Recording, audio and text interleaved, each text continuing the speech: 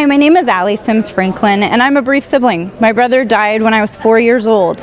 And what I learned, in fact, actually I've learned this very recently. In the last 3 years, both of my parents have died. And I really thought that I had done a lot of grief work. I thought I was doing okay with the death of my brother until my mom and dad died. And I'm the only surviving sibling. And so it fell to me to make funeral arrangements, to be the executor of the will. And what I'll tell you is that during that moment, when suddenly I'm having to plan a funeral and do these things, the death of my brother came right back, rushing back.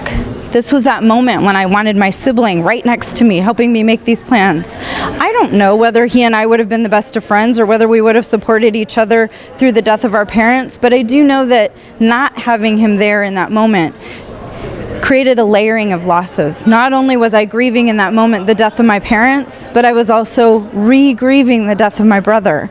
And that's why it was so important to have a family of support of friends who really understood what I was going through, not only in the death of my parents, which was devastating because this is your past, this is your childhood, but also in understanding that right there in that moment, the loss of my brother had suddenly become amplified and had become huge.